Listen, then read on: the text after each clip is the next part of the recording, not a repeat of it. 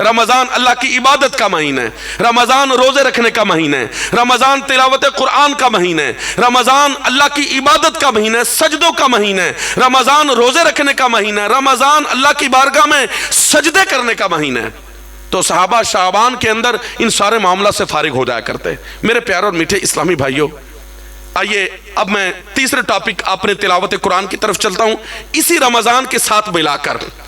دیکھیں آج کئی دن گزر آج ہم آئے ہیں ختم قرآن کی محفل میں، قرآن پاک بچوں کے ختم ہوئے الحمدللہ۔ آپ کے شہر کے اندر آپ کو سن کر خوشی ہوگی، آپ کے اس شہر کے اندر یہ دعوت اسلامی کے جو 5-7 مدرسے چل رہے ہیں، ان مدرسوں کے اندر ایک سال میں، صرف ایک سال میں دعوت اسلامی کے تحت 43 طلباء نے مکمل قرآن پاک حفظ کر کے امتحان دے کر الحمدللہ سند حاصل کی ہے۔ میرے قاری صاحبان، میرے پیارے اسلامی بھائیوں، اللہ پاک آپ کو برکت دے۔ دیکھیں قرآن پاک کی تلاوت، رمضان جو آ رہا ہے آگے، رمضان جو لوگ پورے سال کے اندر قرآن پاک نہیں پڑھتے، رمضان میں پڑھتے ہیں کہ نہیں پڑھتے؟ کیوں؟ کہ رمضان عبادت کا مہینہ بھی ہے اور قرآن کے نزول کا مہینہ بھی ہے، یہ تلاوت قرآن کا مہینہ بھی ہے۔ میرے پیارے اور میٹھے اسلامی، یہ ایک الگ بات ہے۔ اب یہ نوجوان طبقہ جو بیٹھا نا، خاص کر کے نوجوان، یہ کالج یونیورسٹی 20-22-25 سال والے جو بیٹھے ہیں، اب غور کرو یار، کتنے دن ہو گئے ہم نے قرآن پاک کی زیارت نہیں کی، کتنے دن ہو گئے قرآن پاک کو ہاتھ نہیں لگایا۔ پتہ کون سی چیز ہمیں لگانے نہیں دیتی؟ یہ اس نے برباد کیا ہمیں۔ ہاں آپ اس کا اچھا استعمال کریں، آپ قرآن پاک اس کے اندر ڈاؤن لوڈ کر کے موبائل کے اندر قرآن پاک پڑھ لیں، اس کے اندر بھی ڈاؤن لوڈ کیا جا سکتا ہے۔ بہرحال ہم تلاوت قرآن کریں، کیسے کریں؟ رمضان آ رہے نا، صحابہ تو اپنے آپ کو عادی بناتے شعبان میں، زیادہ کہ ہمیں عادت پڑ جائے قرآن کی تلاوت کرنے کی، شعبان میں عادی بناتے اپنے آپ کو تاکہ رمضان میں ہمارے لیے قرآن پڑھنا آسان ہو جائے۔ میرے پیارے اور میٹھے اسلامی، یہ شعبان کا مہینہ ہے، شعبان کی 2 تاریخ، دو شعبان جو گزر گئی ہے، یہ 2 شعبان پتہ کن کا دن تھا؟ اب ہم دنیا داری کے چکروں میں لگے ہیں، کاروبار میں لگے ہیں، دنیا کے معاملات میں لگے ہیں، ہمیں پتہ نہیں ہے۔ ہمارے کئی ایونٹ، کئی اچھے تہوار گزر جاتے ہیں، بڑے یعنی نیکیوں والے دن گزر جاتے ہیں، ہمیں بعض اوقات اچھا وہ گزر گیا دن۔ اچھا میرے پیارے اور میٹھے اسلامی، 2 شعبان پتہ کن کا دن تھا؟ سنیوں کے امام، حنفیوں کے امام، امام اعظم ابو حنیفہ، جن کی وجہ سے لوگ ہمیں کیا کہتے ہیں؟ حنفی۔ ہم حنفی ہیں۔ 4 مذہب ہیں دنیا میں، 4 مسلمان 4 اماموں کے پیچھے چلتے ہیں، یہاں تو امام اعظم ابو حنیفہ، امام احمد بن حنبل، امام شافعی، امام مالک، ان 4 میں سے ایک امام کی تقلید کرنی یہ ضروری ہے۔ اور ہم کس کے پیروکار ہیں؟ ہم کس کے نقش قدم پر چلتے ہیں؟ ہمارے امام کون ہیں؟ امام اعظم ابو حنیفہ۔ اور یہ قرآن کا فیصلہ ہے، قرآن کا، قیامت کے دن ہر شخص اپنے امام کے ساتھ اٹھایا جائے گا۔ فقہ کے اندر ہم نے تقلید کی ہے امام اعظم ابو حنیفہ کی، اور طریقت کے اندر ہم نے امام بنایا غوث اعظم رضی اللہ تعالیٰ عنہ کو۔ میرے پیارے اور میٹھے اسلامی، امام اعظم ابو حنیفہ، ان کا یوم ہے 2 شعبان کو آپ دنیا سے چلے گئے تھے، اور ایسے نہیں ہم ان کا نام لیتے، داتا صاحب نے بھی ان کی پیروی کی ہے، پیر میرے علی شاہ صاحب نے بھی ان کی پیروی کی ہے، اور دنیا اپنے خواجہ غریب نواز علیہ رحمہ، انہوں نے بھی امام اعظم کی پیروی کی ہے، اعلیٰ حضرت علیہ رحمہ نے بھی امام اعظم کی پیروی کی ہے، ہم بھی سارے انہی کے پیروکار ہیں۔ اور امام اعظم ابو حنیفہ رحمۃ اللہ تعالیٰ علیہ کتنے بڑے اللہ کے نیک بندے تھے، آئیے ان کا ذکر خیر بھی تھوڑا سا کر لیتے ہیں، اور پھر رمضان میں تلاوت قرآن کرنے کا بھی ذہن بنے گا۔ ہمارے امام اعظم ابو حنیفہ رحمۃ اللہ تعالیٰ علیہ ماہ رمضان میں پتہ کتنے قرآن پاک ختم فرماتے؟ ذرا سنیے گا، ابھی رمضان آیا، پیچھے ہماری زندگی میں کئی رمضان گزر گئے، رمضان کے اندر ہم ایک قرآن پاک بھی بعض اوقات تلاوت نہیں کر پاتے، ہمارے گھر کے اندر اگر کسی کی دادی، دادا، نانی، نانا، کوئی بزرگ آدمی، وڈیرے آدمی مسجد میں اعتکاف بیٹھ جائیں یا گھر کے اندر وہ فارغ ہوتے ہیں تو وہ قرآن پاک پڑھیں، بار بار پڑھیں، بار بار پڑھیں. اگر رمضان گزر جائے نا، وہ ہمارے گھر کے بزرگ بتائیں الحمدللہ میں نے رمضان میں اس بار 2 قرآن پاک ختم کیے ہیں، میں نے 3 قرآن پاک ختم کیے ہیں، میں نے 4 قرآن پاک ختم کیے ہیں، تو ہم کتنے خوش ہوتے ہیں کہ ماشاءاللہ انہوں نے اتنے قرآن ماشاءاللہ بابا جی نے رمضان میں پڑھے ہیں. یہ تو میں نے 2 3 4 5 پڑھ کے خوش ہو گئے نا. آئیے سنیے ہمارے امام اعظم ابو حنیفہ نعمان بن ثابت جو ہمارے امام ہیں، یہ رمضان میں کتنا قرآن پڑھتے تھے. ایک روایت کے اندر لکھا ہے آپ ماہ رمضان میں 62 مرتبہ قرآن پاک کی تلاوت مکمل فرماتے تھے. کیسے؟ ایک قرآن دن کو ختم فرماتے، ایک قرآن رات کو ختم فرماتے، 3 دن کے 3 رات کے 60. ایک قرآن پاک نماز تراویح کے اندر پڑھتے اور ایک قرآن پاک چاند رات کو تلاوت فرماتے. ایک جگہ پہ میں نے پڑھا تھا کہ ایک قرآن پاک عید والے دن ختم فرماتے تھے. اور پھر امام اعظم ابو حنیفہ کی تو کیا شان ہے. آپ کئی مسجدوں میں ہم جاتے ہیں نا نماز پڑھنے، جو بڑی بڑی مسجدیں ہوتی ہیں، بڑی مسجدیں، ان کے اندر نا بیچ میں پلر بنے ہوتے ہیں، چھت کھڑا کرنے کے لیے ستون بناتے ہیں، پلر بناتے ہیں. امام اعظم ابو حنیفہ رحمۃ اللہ تعالی علیہ کہاں پیدا ہوئے تھے؟ کوفے میں. کوفہ عراق میں، عراق ملک عراق. آج آپ کا میزار بغداد شریف میں ہے، غوث پاک رضی اللہ تعالیٰ عنہ کے شہر کے اندر آپ کا میزار ہے.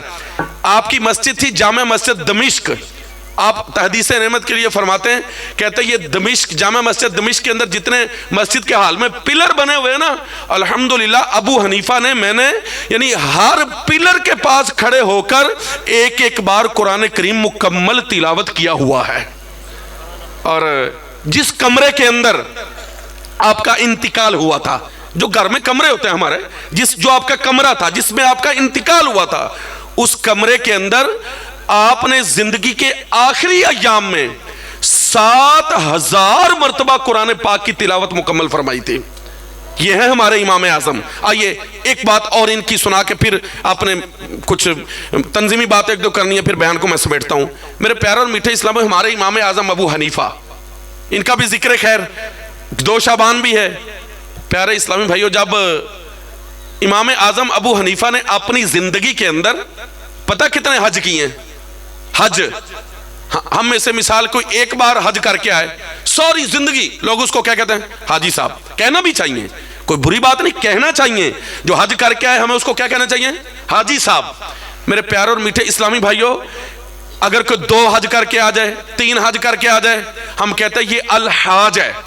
اس نے اللہ نے توفیق دی، یہ بڑا خوش نصیب ہے یار.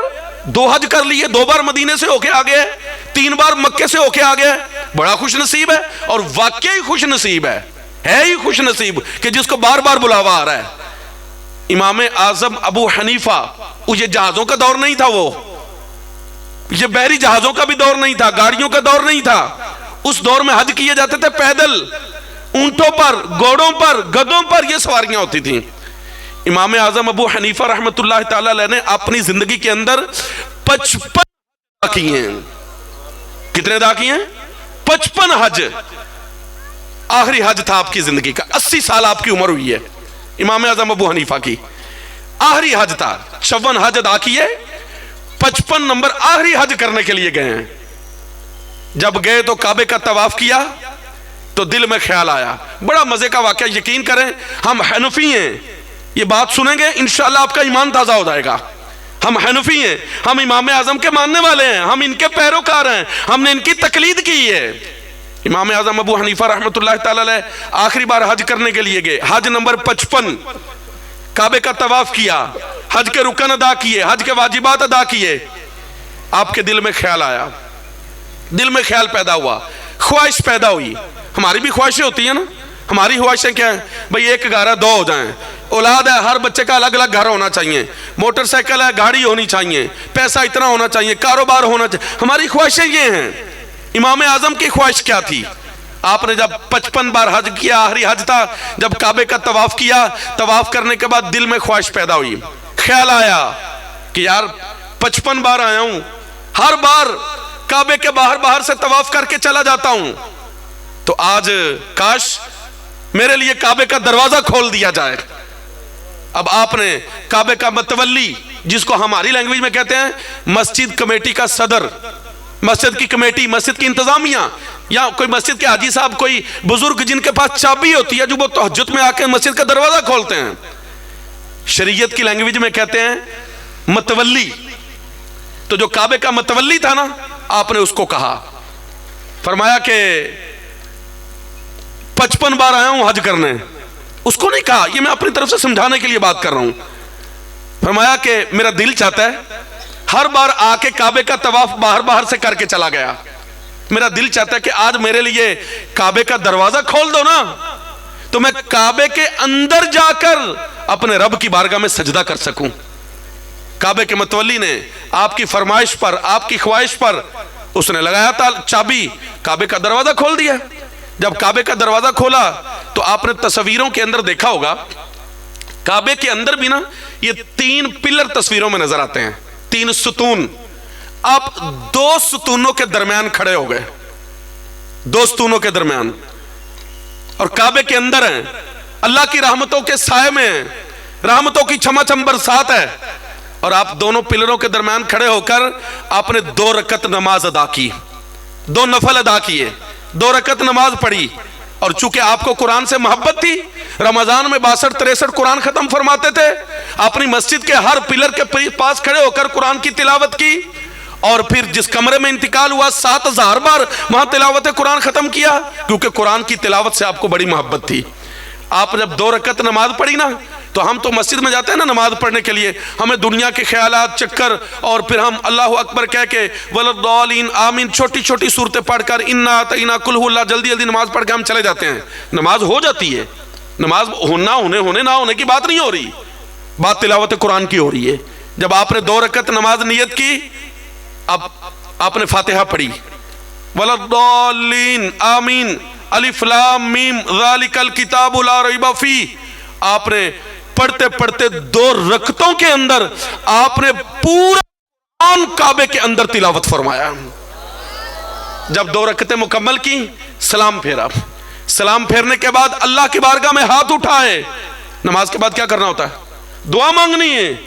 الحمدللہ ہم جنازے کے بعد بھی دعا مانگتے ہیں، ہم ختم کے بعد بھی دعا مانگتے ہیں، ہم نماز پڑھنے کے بعد بھی دعا مانگتے ہیں، ہم نعت خوانی کی محفل میں شرکت کرنے کے بعد بھی دعا مانگتے ہیں۔ ابھی اجتماع ختم ہوگا، ہم بعد میں دعا مانگیں گے۔ اب آپ نے نماز پڑھی، سلام پھیرا، اور اللہ کی بارگاہ میں ہاتھ بلند کیے۔